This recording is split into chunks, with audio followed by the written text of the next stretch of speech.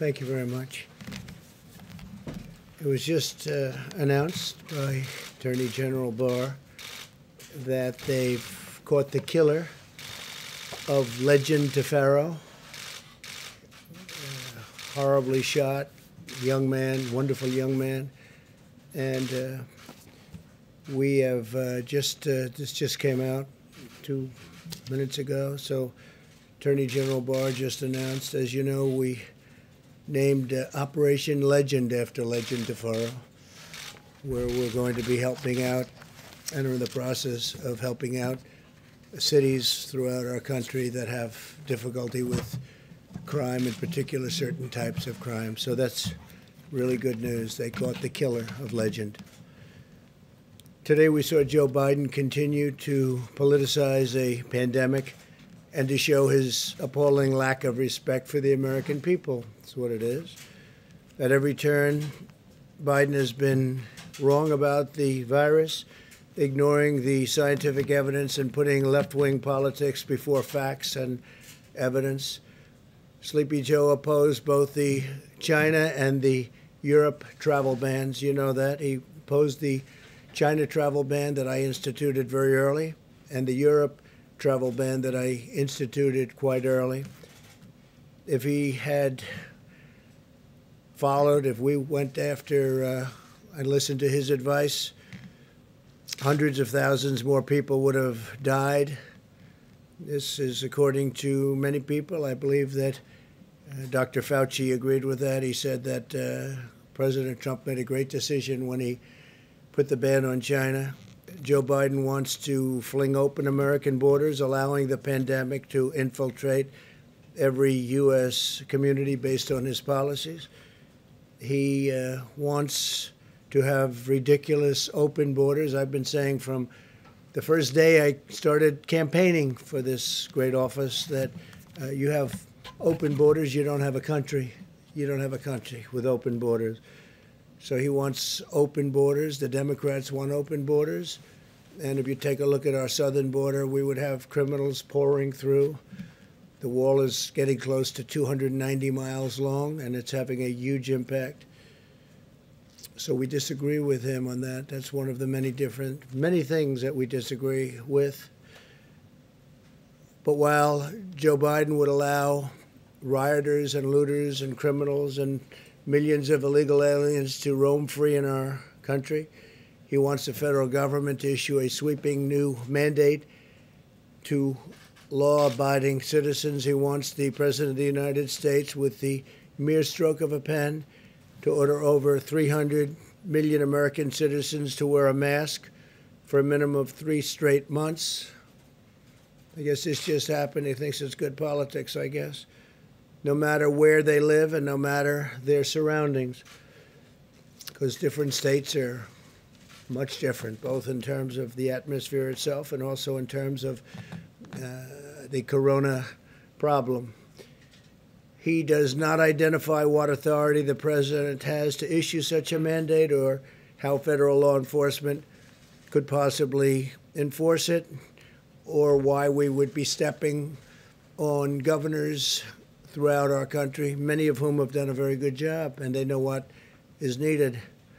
Also, many of our 50 states are doing the job at a level that, frankly, people are really surprised, including foreign governments that are calling us constantly and asking for advice. So I want to just say our governors have worked very hard.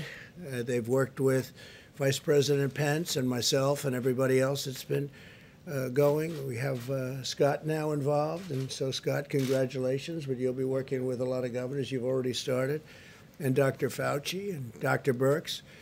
If the president has the unilateral power to order every single citizen to cover their face in nearly all instances, what other powers does he have? That's why he refused, Biden, to take questions. He couldn't answer any of them, couldn't answer the questions. He refuses to take questions. He never takes questions. I take questions. He never takes questions. And you sort of wonder what's going on, because they're not that difficult. Some can be nasty, but they're not that difficult. but he never takes questions. So he just, I guess, left. I didn't see it, but I guess he just left the podium. Put it in your minds. My administration has a different approach. We have urged Americans to wear masks, and I emphasized this is a patriotic thing to do. Maybe they're great, and maybe they're just good. Maybe they're not so good. But frankly, what do you have to lose? You have nothing to lose. So we do, and we've been saying wear them when it's appropriate, especially in terms of social distancing, if you can't distance enough. And what do you have to lose? But again, it's up to the governors, and we want to have a certain freedom. We want to have a certain freedom. That's what we're about. At the same time, we also understand that each state is different and is facing unique circumstances. You have very, very different states facing very unique differences and circumstances. We've entrusted the governors of each state, elected by the people, to develop and enforce their own mask policies and other policies, following guidance from the federal government and CDC. We're working with each state to implement a plan based on the facts and science. We will continue to urge Americans to wear masks when they cannot socially distance, but we do not need to bring the full weight of the federal government down on law-abiding Americans to accomplish this goal. Americans must have their freedoms, and I trust the American people and their governors very much. I trust the American people, and the governors want to do the right thing to make the smart decisions, and Joe doesn't know too much. Unlike the Biden approach, our approach is guided by science. That's why we're focused on protecting the high-risk Americans. That is why we're delivering effective medical treatments to dramatically reduce the fatality rate.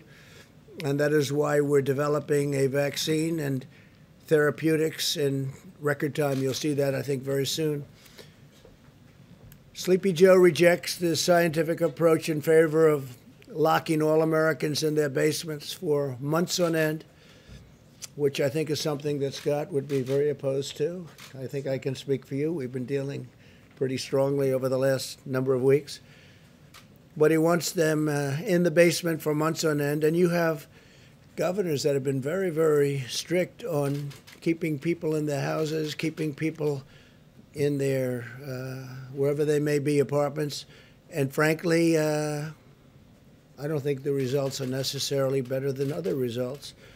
But he wants to shut down our economy, close our schools, and grind society to a halt.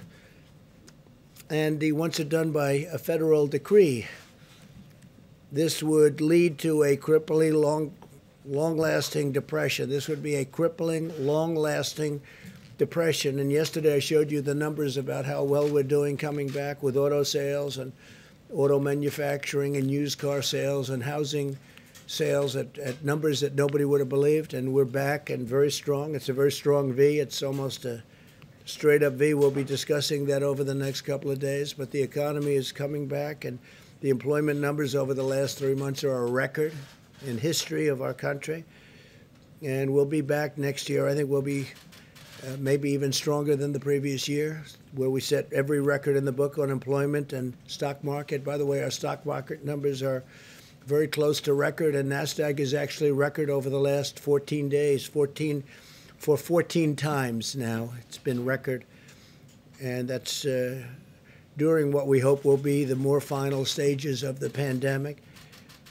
So if we did what Biden wanted to do, it would shut down our healthcare system and lead to a massive increase in mortality, including suicide, overdose, heart disease, and countless other physical and mental harms.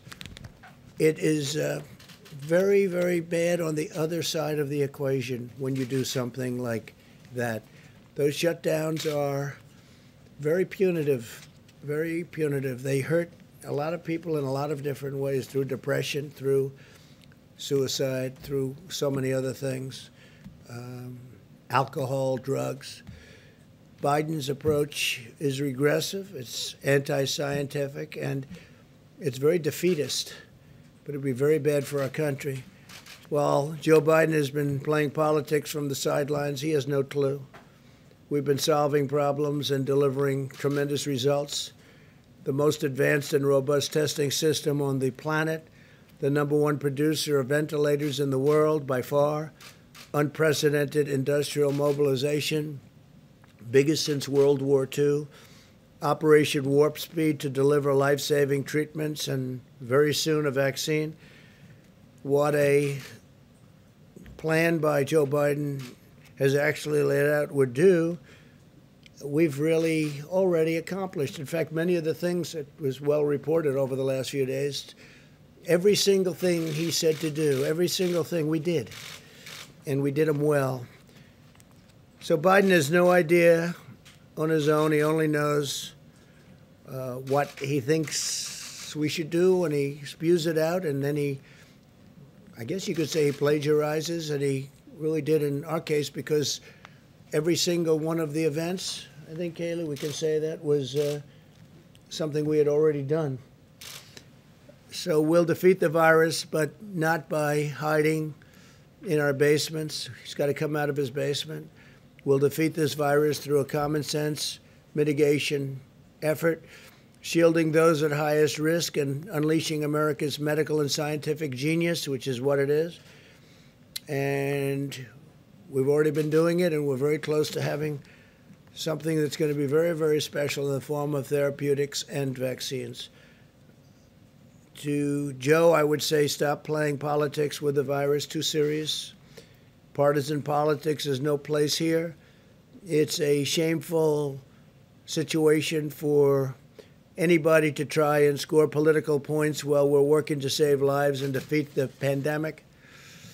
In times of national challenge, Americans and Americans, and we are, by the way, we are working with countries from all over the world, and they're trying to learn from us.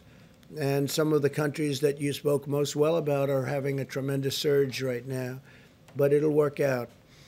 But Americans must unite together, and they must put politics aside and have to really unite for a common good. 3 vaccines are in the final stage of clinical trials. They're doing really well. We're producing the most promising vaccine candidates in advance.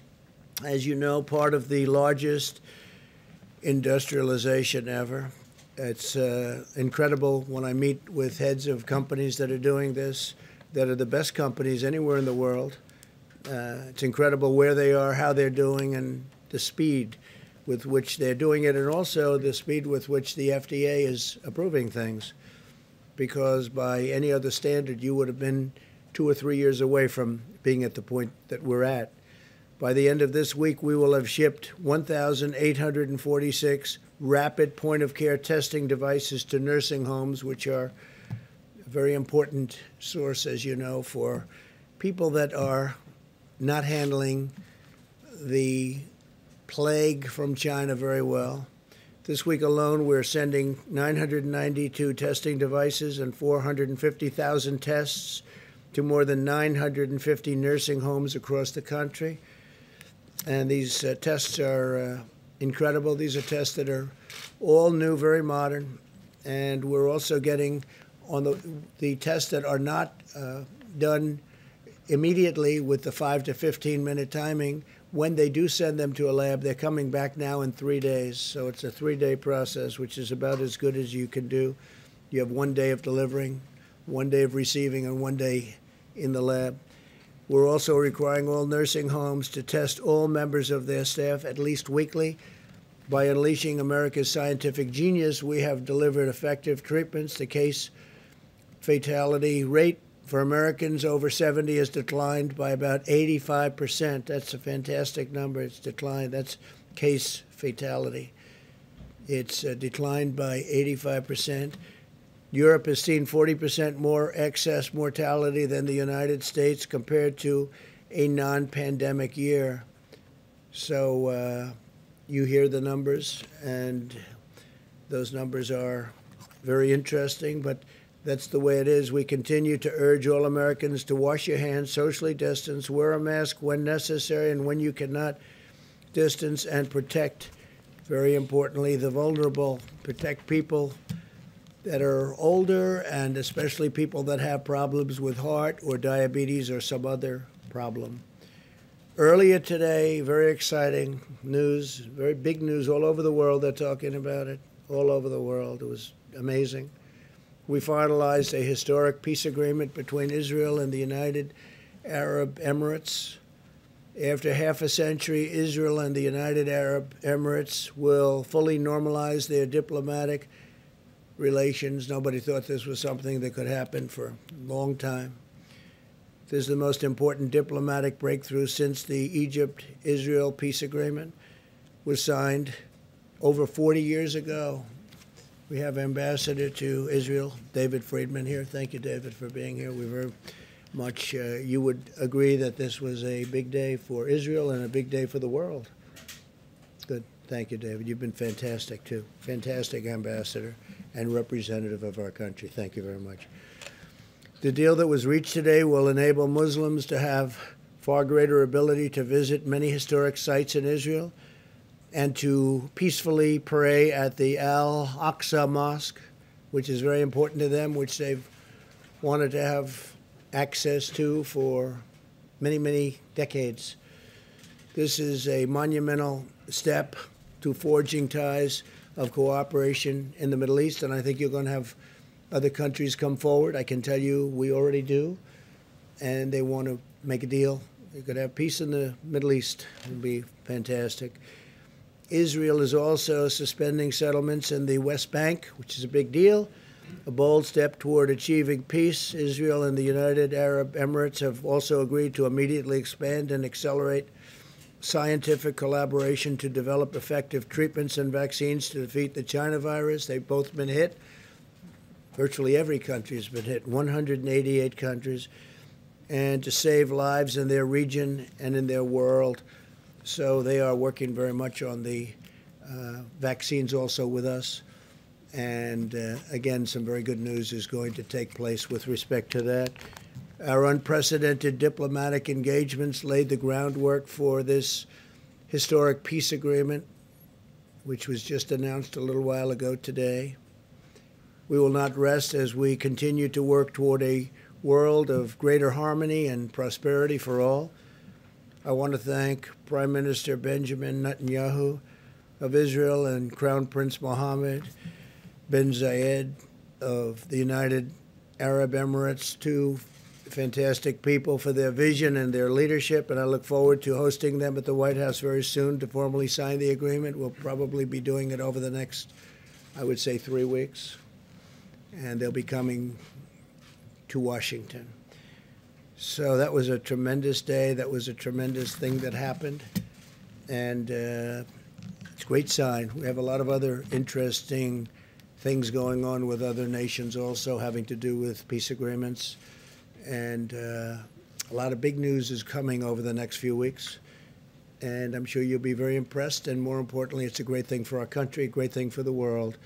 So thank you very much. Please, go ahead. Thank you, Mr. President. I appreciate it. I want to ask you about school-age kids and food. One of the real problems when you shut down the schools, these are kids on reduced and free lunch programs. They need these meals to make it through their day, and with districts shutting down school, what, if anything, can the federal government do to make sure that the kids still get decent meals as long as the schools are out? Well, you know, we don't want the schools shut down. We want the schools to open, and especially very young children handle it, all children, but especially very young children handle it very well. So we want schools open. We don't want to be in that position. We want schools open. We've made payment, and we would, frankly, if the school isn't going to open, we would much rather follow the child with the payment, give the money to the child, meaning the parents of the child, and let the parents do what they have to do, including bringing the child to another school. Because we're finding that whether it's parents or children, people want to get back to school. They want to have their life back. Some people say the Democrats don't want schools open because that's where you have a lot of polling booths. And if you have a school closed, you can't very easily have polling booths at the school. And that's becoming, I think, maybe we'll be able to show that as fact. But That's another thing that they're doing to try and keep people away from the polls. So we have to look into that, but it's you've been reading about it, I've been reading about it, and I don't like it. But we'd like to see the schools open. Then we don't have that problem. Good question. Thank you, Chris. Mr. President, what's your understanding of how long Israel will suspend its West Bank annexation plan? What do you think? Tell me. Well, we're putting all our eggs into the basket of peace. We have an agreement with the Emirates. We're going to nail down all the details, embassies, overflights, commercial. Then we're going to extrapolate that to the rest of the region. How long that takes, I can't tell you, but we've prioritized peace over the sovereignty movement. But it's not off the table. It's just something that will be deferred until we give peace every single chance. And what do you want the Palestinians to take away from this deal, since they're not really a party to it? Well, but they are supported largely by some of the countries that we're talking to and that have already signed, you know, in the case of the one country, but others will be following. And I think the Palestinians will, without saying it necessarily yet, I think they very much want to be a part of what we're doing. And I see ultimately the Palestinians, I see peace between Israel and the Palestinians. I see that happening. I think as these very big, powerful, wealthy countries come in, I think the Palestinians will follow quite naturally. Yeah, please. Do you believe that a deal could have been reached without Israel's agreement to temporarily suspend annexation? Say it again. Could you make it louder? Do you believe that a deal could have been reached without Israel's agreement to temporarily suspend annexation? What do you think about that, David? It's interesting. I think you can't do both at the same time. So I think, again, prioritize peace. Sovereignty, after peace is given every opportunity to turn to sovereignty. I don't think the two could have been done at the same time. And have you asked Israel to permanently consider abandoning annexation? No, this is a temporary process. There's been no request. Okay. Please, Caitlin. Mr. President, this morning you said that you do not want to fund the U.S. Postal Service because Democrats are trying to expand voting by mail. So I've got two questions for you. One, are you threatening to veto any legislation that includes funding for the post office? No, not at all. No. So you would sign something that does include funding? A separate thing, I would do it. But one of the reasons the post office needs that much money is to have all of these millions of ballots coming in from nowhere, and nobody knows from where and where they're going. You saw what happened in Caitlin in Virginia. It was 500,000 applications coming in, going all over the state. Nobody even knows where they came from. You saw what happened in New York, which was a disaster with Congresswoman Carolyn Maloney. It was a basic disaster. And you see Paterson, New Jersey, what's going on there. And we can give you many other locations and sites. What has happened is that's part of a big negotiation. That's actually small part of a big negotiation to get more money to people that it wasn't their fault. It was China's fault. And post office is part of it. Another part of it is they want $3.5 billion just for the ballots themselves. Why it's so much, I don't know, but that's what the Democrats want. But if the bill isn't going to get done, that would mean the post office isn't going to get funded. And that would also mean that the $3.5 billion isn't going to be taken care of. So I don't know how you could possibly use these ballots, these mail-in ballots. Absentee ballots, by the way, are fine. But the universal mail-ins that are just sent all over the place, where people can grab them and grab stacks of them and sign them and do whatever you want, that's the thing we're against. But isn't that precisely the problem, is that you're saying you do not want to give this post office funding in this coronavirus legislation? They say they need it so they can be prepared. So if the pandemic is still going on in November when the election happens and people don't feel safe to go vote in person, they can vote by mail, and it can be safe and it can be secure. I can understand the post office, and if we could agree to a bill, the overall bill, which is obviously a much bigger number than just the post office, that would be fine. But they have the post office as one of their requests. It's their request. Right, but this morning you said you were against it, didn't you? I'm only against, what I'm against is I'm against doing anything where the people aren't taken care of, and the people aren't being taken care of properly. We want people to get money. It wasn't their fault that they got shut down. They got shut down by China.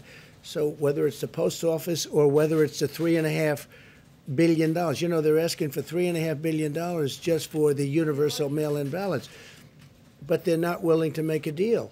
These are 2 points within a very big deal. The thing they want more than anything else, Caitlin, and you know this, is bailout money for the states and for the cities that are in trouble, which, for the most part, are Democrat-run states and cities. So New York has a problem, California has a problem, Illinois has a tremendous problem, and others.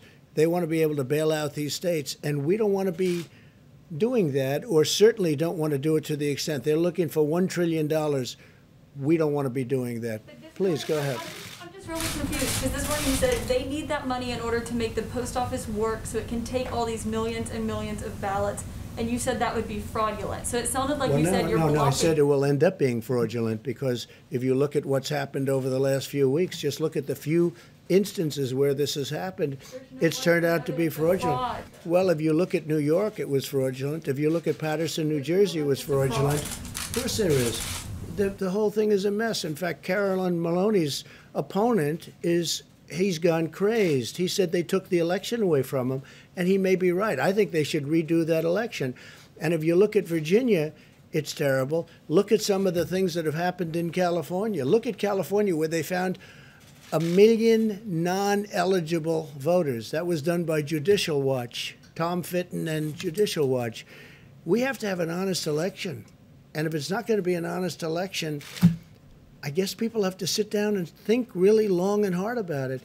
But if the post office, if they're not going to approve a bill, and the post office therefore won't have the money, and if they're not going to approve a big bill, a bigger bill, and they're not going to have the $3.5 billion for the universal mail-in votes, how can you have those votes? What would mean is the people will have to go to the polls and vote, like the old days, like 2 years ago, 3 years ago, 4 years ago. They have to go to the. It doesn't say anybody's taking the vote away, but it means that the universal mail-ins don't work. Absentees do work. It's a very different thing. An absentee, where you make an application and you send it in, they send you a vote, it's different. But so, Caitlin, I'm not saying anything wrong with voting. I want them to vote. But that would mean that they'd have to go to a voting booth like they used to and vote. Even if they don't feel safe voting in person? People want to vote by mail because... Well, they're going to have to feel safe, and they will be safe, and we will make sure that they're safe. And we're not going to have to spend $3.5 billion to do it. And when you go to a voting, it would be wonderful if we had voting ID, and some states have that and some states don't because they can't get it passed. Most states want it. But we want people to vote, but we want people to vote so when they vote, it means one vote. It doesn't mean ballots all over the place. You saw what was happening in Virginia, where piles of ballot applications are dropped all over the state. They had them named after dogs. They had them named after dead people. We want to have an accurate vote. I'm not doing this for any reason. Maybe the other turns out to be my advantage. I don't know. I can't tell you that. But I do know this. I just want an accurate vote. And it's a fair question, by the way. So does everybody else. Okay. Yeah, in the back. Mr. President, how does the accord today between Israel and the UAE help struggling and persecuted Christians in the Middle East? Help what? How does it help struggling and persecuted Christians in the Middle East, the deal today? Well, I think it's going to. I think it's a big start. And you're right about that. Christians have been persecuted by some countries in particular in the Middle East. And I think this is a big start. It's going to be a very strong start, very powerful start. And it's something that I will tell you, I've told David and I've told every one of our negotiators, if you look at the way Christians have been treated in some countries, it's beyond disgraceful. It's if I had information and if I had absolute proof, some of the stories that we've heard, which is not easy to get, I would go in and do a number to those countries like you wouldn't believe what they do to Christians in the Middle East, and it's disgraceful. It's disgraceful. You're right. It's a very big part of the overall negotiation. And as countries come in, for instance, UAE has agreed very strongly to represent us. I think they will very well with respect to Christianity, because in the Middle East it's not treated well. It's not treated well at all. It's treated horribly and very unfairly, and it's criminal what's happened. And that's for many, many years. I think it's a great question and it's a very unfair situation. Please, go ahead. Thank you, Mr. President. Larry Kudlow said that there's a routine check-in call with China on the Phase 1 trade deal. My question is, what if they bring up TikTok and also WeChat? Would you instruct your team to engage them on that executive We have order a deadline of September 15th, and whether it's Microsoft, I understand, and others are negotiating. We also said that obviously it's worthless if we don't allow them into the country. So we said that the United States Treasury is going to be getting something out of this deal, something very substantial. But what we want is total security. But we have a deadline of September 15th.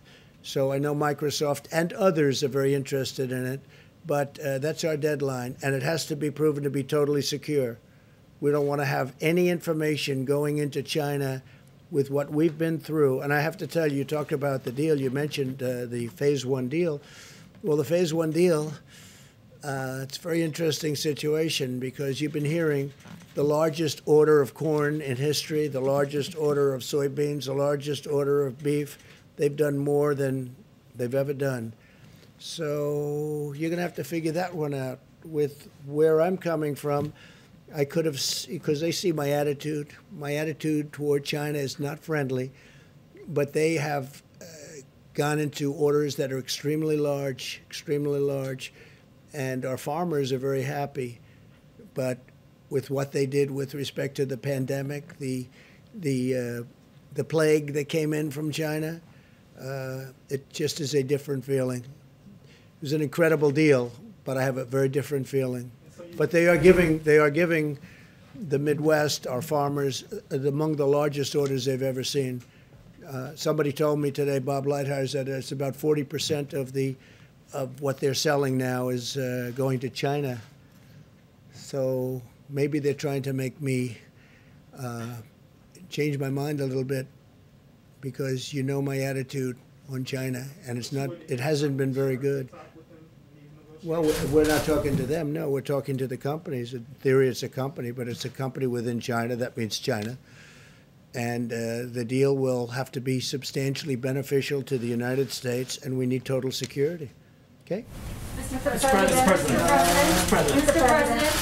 Yes, Mr. President, can you say whether you yourself think that annexation should be off the table for Israel, and if so, have you communicated that to Well, not off Prime the Minister? table. No, it's something they've discussed, but Israel has agreed not to do that. I mean, more than just off the table. They've agreed not to do it. And I think that was very important, and I think it was a great concession by Israel, and I think it was a very smart concession by Israel.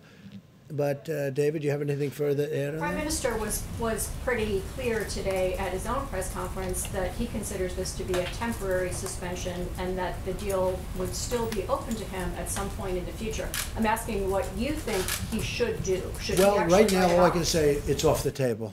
So I can't talk about sometime into the future. That's a big statement. But right now, it's off the table. Is that a correct statement, Mr. Ambassador? Yes, the word suspend was chosen carefully by all the parties. Suspend, by definition, look it up, means temporary halt. It's off the table now, but it's not off the table permanently. Go ahead. Mr. President, thank you so much. Just to follow to some of the questions that Caitlin was asking, you said you do want an accurate vote. Would That's you right. direct the Postmaster General to reverse some of the policy changes that have No, occurred not at there all. in order to prevent delays? No, I wouldn't do that at all. No, I want the post office to run properly, but, which makes sense, they would need a lot more money if they're going to be taking in tens of millions of ballots that just come out of the sky from nowhere, and so they need additional financial help. It's a part of the bill that the Democrats don't want to make because they want $1 trillion, much bigger part of the bill. They want $1 trillion to go to states that are run by governors who happen to be Democrats who have not done a good job for many, many years. And those are states that owe a lot of money and need a lot of money, and they're talking about $1 trillion. So the post office and the $3.5 billion for the votes themselves, which sounds like a lot of money they're looking for. $3.5 billion. Think of that, $3.5 billion to have mail-in ballots. Again, absentee good, universal mail-in very bad. Please. Taking a step back, one quick follow-up. Given that the negotiations are still ongoing about whether to get more money to the Postal Service, why not put more resources and more money yourself. Find a way to do that to make sure there is a Well, they free can and do it fair very easily. All they have to do is make a deal. If they make a deal, the Postal Service is taken care of. The money they need for the mail-in ballots would be taken care of if we agree to it. That doesn't mean we're going to agree to it. But all they have to do is make a deal. But again, more important to them is not that. That's a lot of money, but it's small time compared to the other. What they want to do, and very, very, very strongly what they want to do, is bail out cities that are run by Democrats and have been for many years. And these cities and states have done very badly, and they desperately need money for that. And we're open to something, but we're not open to the kind of money that they need. Go ahead, please. Mr. President, very quickly, my question for you is Just 1 second, please. Go what are ahead. you doing as president to make sure there is a free and fair election? That the what? What are you doing as president to make sure there is a free and fair election? So everyone talks about Russia, Russia, Russia. They talk about China, China. They talk about all of these different countries that come in and run our elections, which is false. But what they don't talk about are things like very loose mail-in ballots, universal in nature, that frankly Russia, China, North Korea, Iran, all of these countries that we are reading about, hearing about, and in some cases they're writing about intelligence-wise, these countries can grab those ballots or print forgeries of those ballots, and they would go out and they would have a field day. This is the easiest way for the mail-in ballots is the easiest way for a country like a China or a Russia or a North Korea or Iran. I hear Iran too, you know, that was part of the report. This would be very easy for them. This is much easier than, well, we have been very strong. Now, if you remember, President Obama was informed about Russia by the FBI in September. The election was in November. President Obama decided to do absolutely nothing about it. People don't mention that very much anymore. That's a lost fact. But he was informed very powerfully that they're going to do, and President Obama did nothing. We have done a lot, and we've really shored it up. But what people can never prepare for are millions and millions of mail-in ballots, because they can be forged, they can be captured, they can be taken. No, well, that's a very hard thing to do. We have to make sure that we can do that. Please.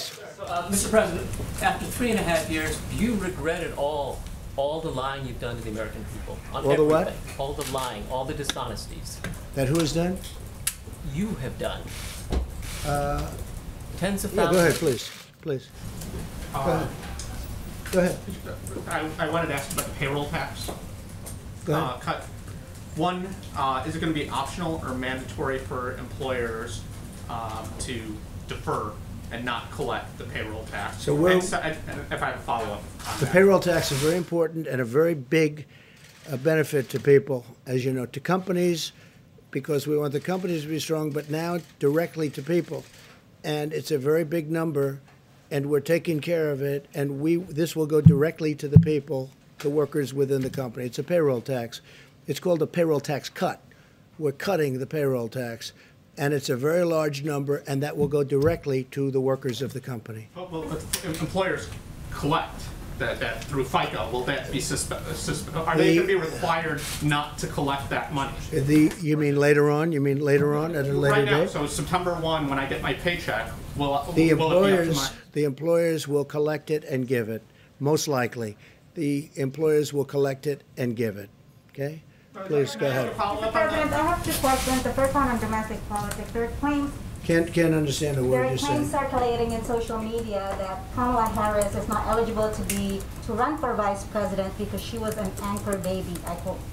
Do you or can you definitively say whether or not Kamala Harris is eligible, meets the legal requirements to run as vice president? So I just heard that. I heard it today that she doesn't meet the requirements. And by the way, the lawyer that wrote that piece is a very highly qualified, very talented lawyer. I have no idea if that's right. I would have assumed the Democrats would have checked that out before she gets chosen to run for vice president. But that's a very serious. You're saying that they're saying that she doesn't qualify because she wasn't born in this country. No, she was born in this country, but her parents did not The claims say that her parents did not receive their permanent residence at that Yeah, time. I don't know about it. I just heard about it. I'll take a look. Back in the Mr. back. President, a follow-up on UNGA. Ambassador Kelly Craft recently said that you, or she's hoping that you might be able to deliver the speech in front of the UN General Assembly in person, even though other leaders will be sending in their video recordings. Can you confirm that? Yeah, I'm thinking about going directly to the UN to do the speech. A lot of people will not, because of COVID, will not be able to be there, as you know. But I think it's appropriate if we can do it, I'll do it directly. And again, this will not be like in the past, because some countries won't be able to escape the problems they're having. You know, countries are having a tremendous problem with the China virus. So we'll see what happens. But I would prefer doing it. I can do it the other way. I can do it viral, as they say. I can do it in that form, but I'd rather be at the United Nations, deliver it. I think it better represents the country. Also, I feel sort of at least a semi-obligation as the President of the United States to be at the United Nations to deliver what will be an important speech. Would you still do it if the room is empty? Well, the room won't be empty. The room will have different people there and representatives of countries. But I can understand how it's very difficult for countries to be there. They won't be there only for that reason. They'd love to be there. I've already had people call, in fact, say, a couple of them, "I'd love to be there. If you want, I'll be there." I said, "Don't be there. You don't have to be there." No, the room would be, I think the room will not be, although there may be a spacing requirement like you have in this room. This room was always packed. This room would be packed again if we had the seats open, but you have a spacing requirement, so I understand that the United Nations, they may have that too. Yes, please. Thank you, Mr. President. I have a question on the peace deal, but if you don't mind, could I defer my question to Amela Khan from Epic Times? Sure, yes. Thank you, Mr. Please. President. Thank you. I would like to ask your opinion about what recently happened in Hong Kong, recent attack on press freedom in Hong Kong, and Jimmy Lai was arrested, his newsroom was raided. How will the U.S. respond to this? Well, I think it's a terrible thing, but one thing that we have done, we gave tremendous incentives to Hong Kong because of freedom. We want freedom. And we were giving tremendous economic incentives to Hong Kong, and we have now withdrawn all of those incentives. And it will be impossible for Hong Kong to compete with the United States with respect to that. It just won't be, because we've taken all of the incentives away. If you look at China with the World Trade Organization as an example, they're getting tremendous because they're considered a developing nation, which is ridiculous. Why should they be a developing nation, but we're not? And they get tremendous incentives. We have, by the way, told them it's unacceptable, and we've been doing that for a long time. They understand exactly how we feel, and big changes are being made. But with respect to Hong Kong, they get tremendous financial incentives so that they could do business and compete in the world. We've now withdrawn all of those incentives. It's going to be very hard for Hong Kong to compete. And I will tell you that the United States, and I say this from any standpoint you want to hear it, will end up making a lot more money because of it, because we lost a lot of business to Hong Kong. We made it very convenient for people to go there, for companies to go there. We've withdrawn all of that. And the United States will be a big beneficiary from an economic standpoint. But I hate to see what happened to Hong Kong, because freedom is a great thing. Thank you all very much. Thank you. Thank you very much.